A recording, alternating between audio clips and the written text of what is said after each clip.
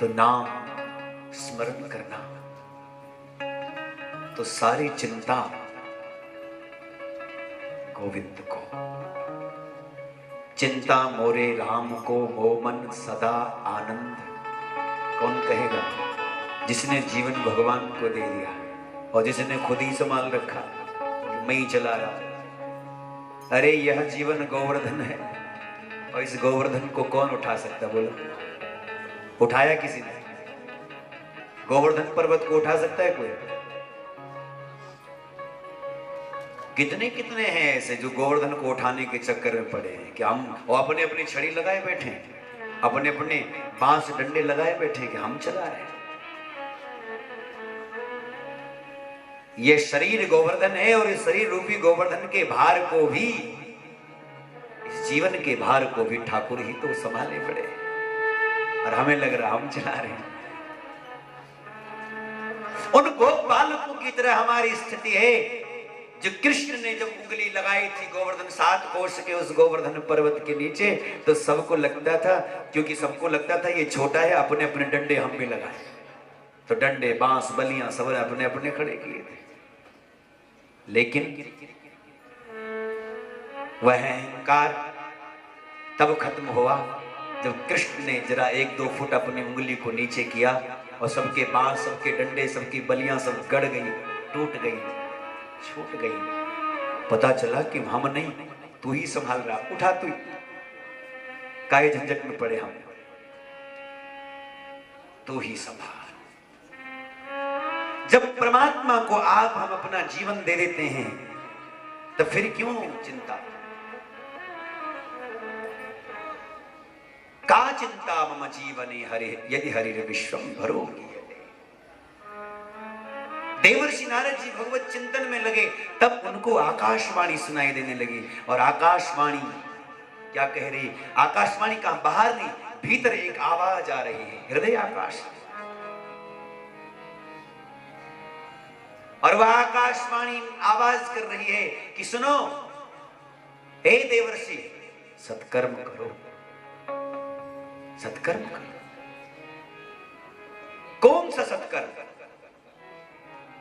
क्या है वो सत्कर्म? बोले ये संतों से पूछो, हम नहीं बताएंगे। तो संतों के पास जाने लगे, एक एक को पूछने लगे, लेकिन कोई बता नहीं पाया। तो पूछते पूछते पहुंचे कहां? बद्रीनाथ धाम पहुंच गए ना।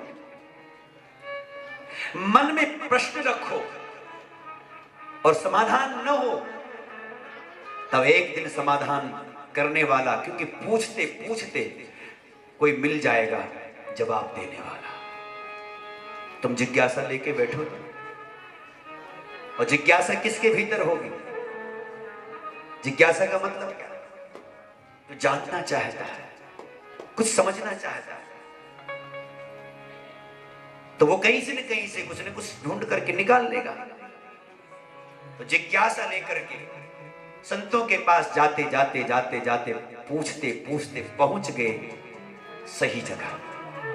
कोई न कोई सही धाम तुम्हें मिल जाएगा, सही द्वार तुम्हें मिल जाएगा।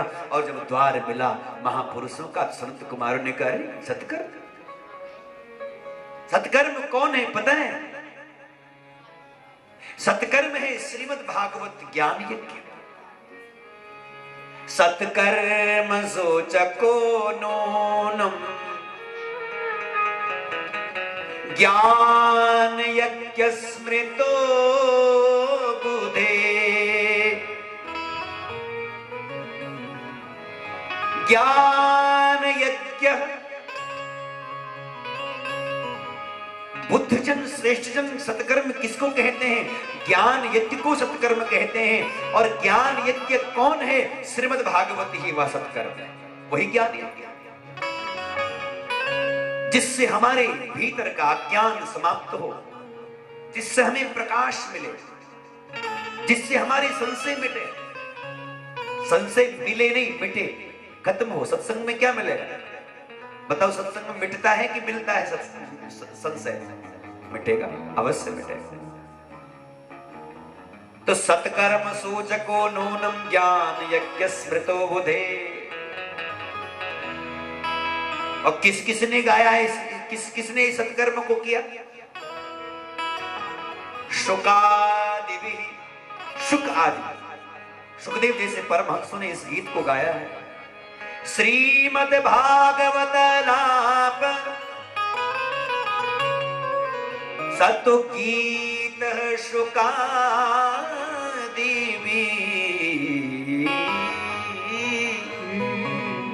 सतु गीत शुकादि।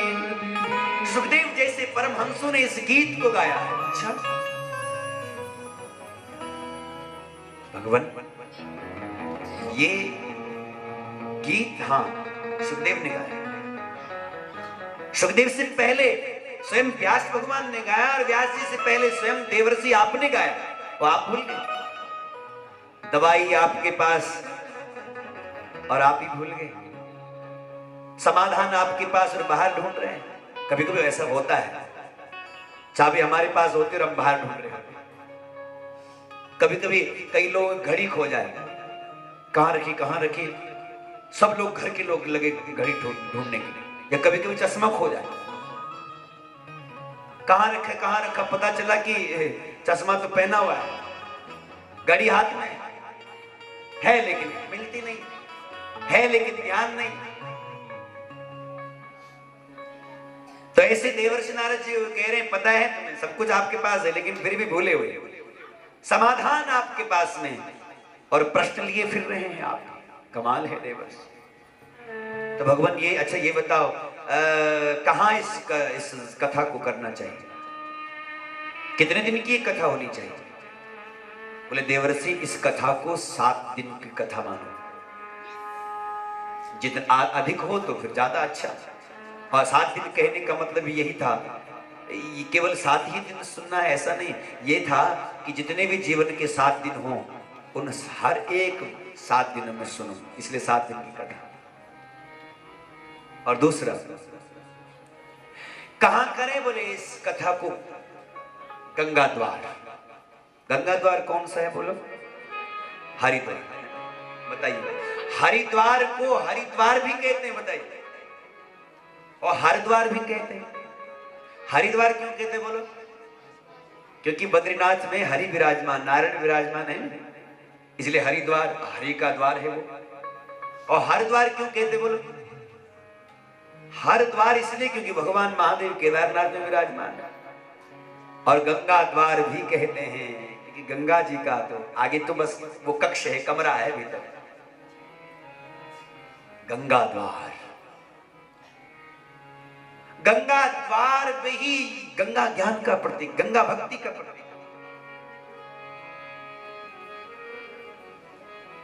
चले गंगा के तट, क्योंकि गंगा के तट की एक महिमा है। जब कोई गंगा के वास्तविक तट पर आ जाता है तब उसके भीतर का वैर खत्म हो जाता है, द्वेष खत्म हो जाता है। गंगा ज्ञान है, गंगा भक्ति का प्रतीक है। और यदि हमारे आपके भीतर में हम इस तट पर पहुंचे हैं तो सहज में इसका अनुग्रह हम पर होता है कि हमारे भीतर का द्वेष खत्म हो जाता है, भेद खत्म हो जाता है। इस गंगा के द्वार पर तो कोई हिंसक जीव भी आता है तो यहां लिखा है वह हिंसा वृत्ति छोड़ करके सिंह भी बकरी के साथ में या हिरण के साथ में प्रेम से एक संग चलते हैं, एक संग बैठते हैं, कोई द्वेष नहीं होता उनके। यत् समीपस्थ जीवानां वैरं चेतसिन स्थिरम। वैर जिनके पास रुक नहीं सकता, द्वेष रह नहीं सकता। और आजकल आप हमारे जीवन में तो द्वेष वैर भेद के सिवाय कुछ है ही नहीं। हम वैर में द्वेष में जी रहे हैं। राग और द्वेष, और राग और द्वेष दोनों एक जगह है, इसलिए ठीक व्यवस्था नहीं है। क्योंकि जहां द्वेष होगा फिर वहां राग भी होगा, लेकिन जहां द्वेष खत्म हो जाता है वहां राग नहीं रहता, वहां अनुराग हो जाता है। समझ गए? जब तक द्वेष है तब तक केवल राग है, और राग संसार के लोगों के लिए, और राग किसके लिए? जो लोग तुम्हारे मतलब के हैं, जो तुम्हारे हित के हैं, जो जिनसे तुम्हारा काम बनता है, जो तुम्हें सुख दे रहे हैं, उनसे हमारा राग हो जाता है। जब तक द्वेष, तो किसी संसार में तो परिवार में भी, संसार में भी, आप हमारे व्यवहार में तो किसी के साथ में राग होता है, किसी के साथ द्वेष होता है। कितने सारे आपके आसपास में ऐसे लोग होते हैं जिनके साथ में रहते हैं, लेकिन एक से आपका राग होता है, दूसरे से द्वेष होता है। कारण क्या है? एक आपकी सुनता है, एक आपकी सुनता ही नहीं, आपको मानता ही नहीं, तो इसलिए वो उसके साथ में सहज द्वेष, भीतर से एक गांठ बन जाती है। और एक से राग होता है क्योंकि वो आपका मतलब का होता है। लेकिन जब तक द्वेष भीतर रहेगा तब तक राग में ही हम जीवन जिएंगे संसार में, किसी से राग और किसी से द्वेष। लेकिन जैसे ही द्वेष समाप्त हो जाएगा तो अनुराग हो जाएगा, और अनुराग किससे होता है? परमात्मा से। और जब अनुराग यानी प्रेम प्रकट हो जाता है तब द्वेष के लिए, हिंसा के लिए क्या स्थान बच सकता है?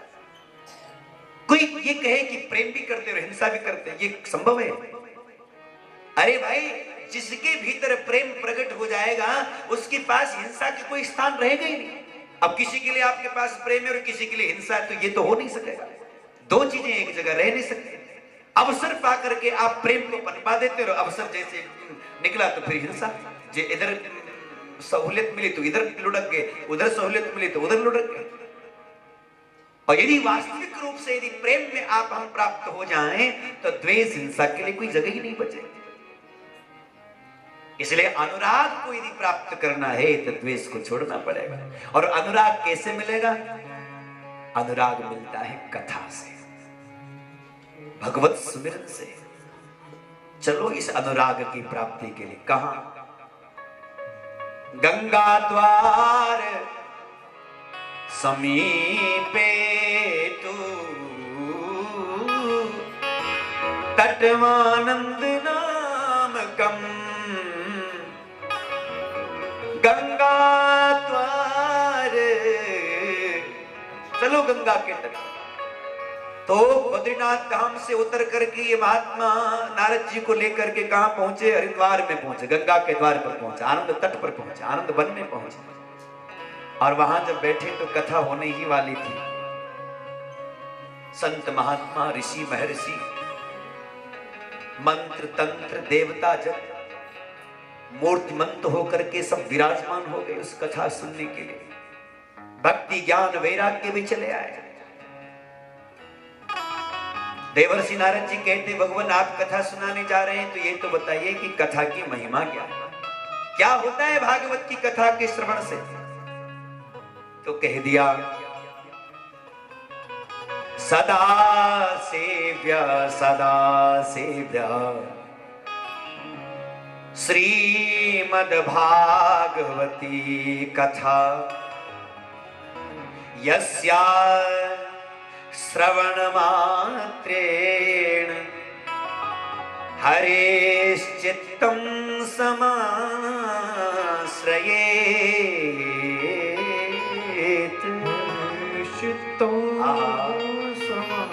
क्या महिमा है सुनो साहब। यहां तो केवल इतना ही कह दिया कि सदा सदा सदा जो भागवत की कथा का श्रवण करते हैं उनके हृदय का द्वैत भेद सब मिट जाता है और उनके हृदय में भगवान अप्रगट से प्रकट हो जाता है। ये नहीं कहा कि बाहर से आएंगे, कि बद्रीनाथ से चल करके आएंगे, कि अब आपने कथा सुन लिया बद्रीनाथ से भगवान ने अपना दंड कमंडल उठाया और चल पड़े कि अब मुझे फलाने के हृदय में जाना है, ऐसा नहीं थे। यही प्रकट हो, वो तो सबके घट में ही रहता है ना, इसके सबके भीतर वही परमात्मा बसता है। इसलिए तो द्रौपदी के भीतर से यही आवाज निकली जब वो लाचार हो गई, लाज रखो मोरी हे गिरधारी, लाज रखो मोरी हे गिरधारी।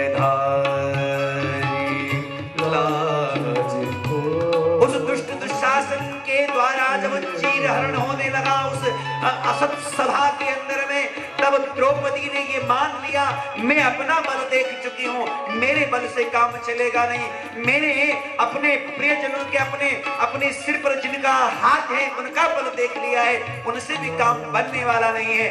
तब केवल एक ही काम आने वाला है, जो घट घट व्यापी परमात्मा हरि विराज, इसलिए उसी को पुकारा जाए। सोचो, हे गिरधारी, हे गिरधारी कृष्ण मुरारी, हे गिरधारी कृष्ण मुरारी, लाज रखो मोरी हे गिरधारी, लाज रखो मोरी हे गिरधारी, लाज रखो मोरी हे गिरधारी,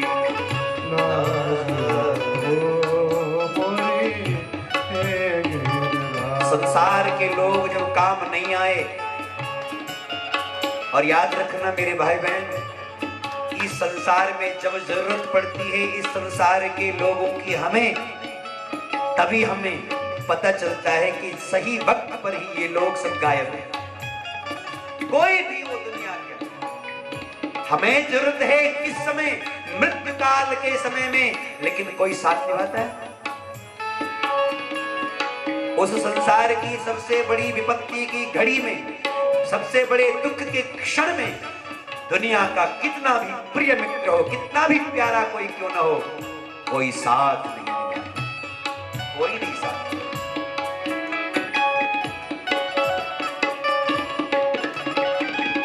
पांच पति सर नीचे किए,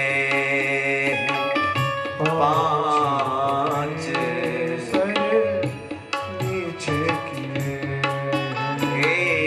पांच पति सर नीचे किए, पांच सर नीचे किए, पांच पति सर नीचे किए, पांच पति सर नीचे किए,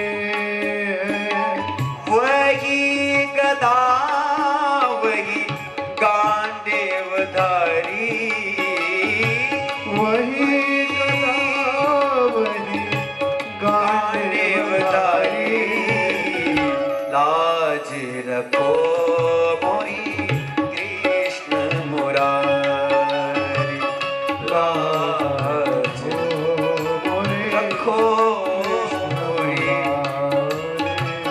हे गिरधारी, हे गिरधारी कृष्ण मुरारी, हे गिरधारी कृष्ण मुरारी, लाज रखो मोरी हे गिरधारी, लाज मोरी हे गिरधारी।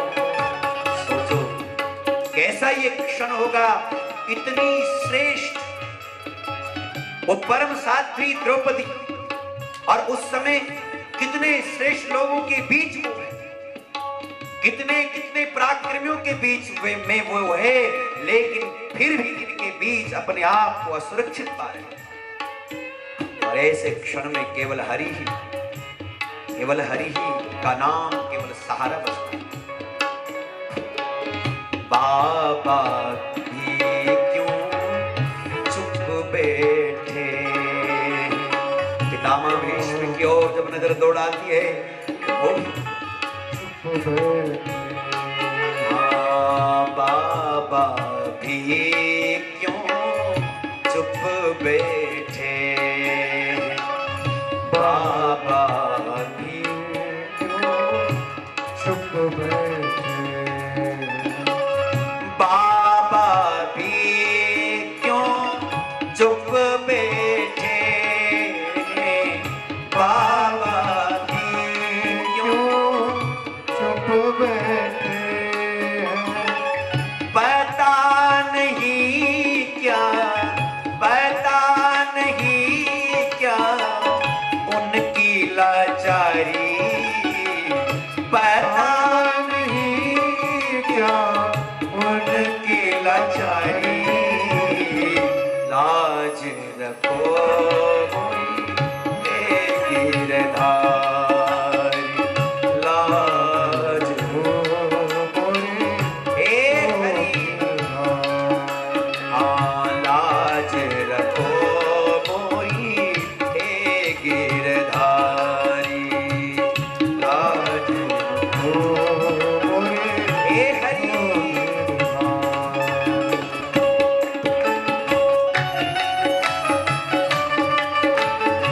पुकारिए प्रभु को, हर हाल में वही आप हम सबका एकमात्र रक्षक, एकमात्र सहायक।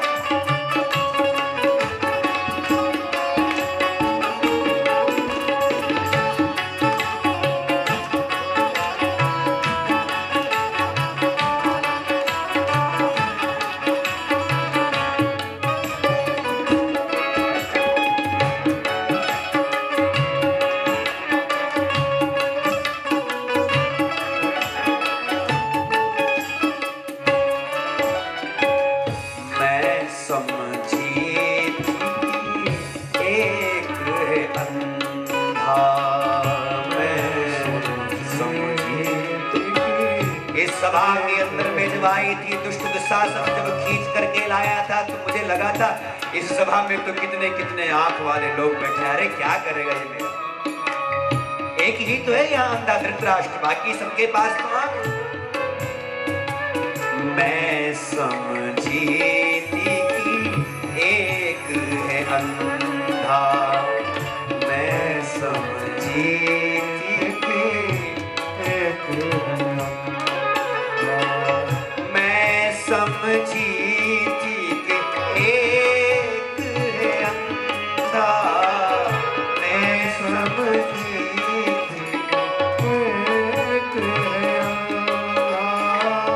यहाँ तो अंधी, यहाँ तो सभा है सारी, यहाँ तो अंधी सभा है सारी। लाज रखो मोरी हे गिरधारी, लाज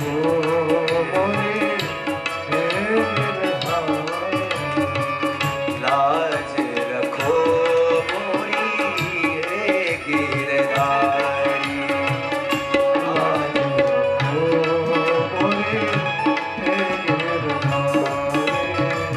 हे गिरधारी, हे गिरधारी कृष्ण मुरारी, हे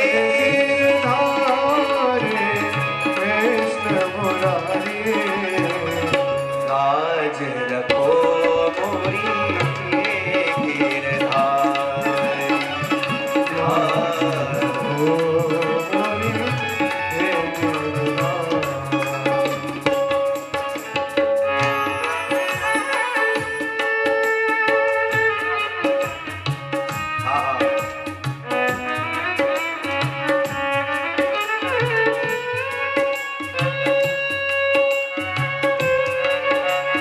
हे हरि हे गोविंद।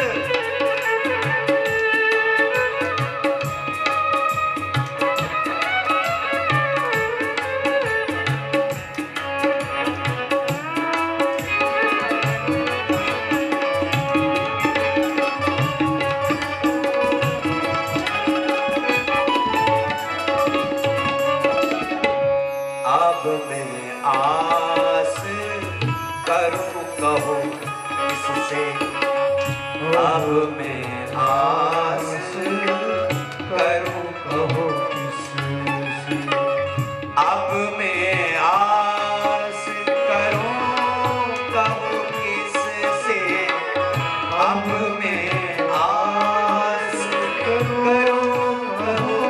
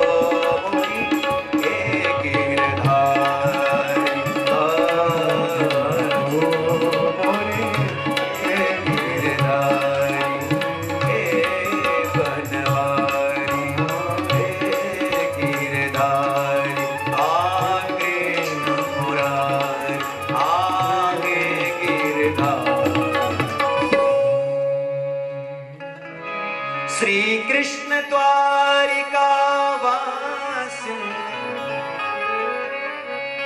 हे जगतपति, हे ईश्वर, किम न पश्यति केशव। और फिर भगवान ने कहां देर लगाई साहब,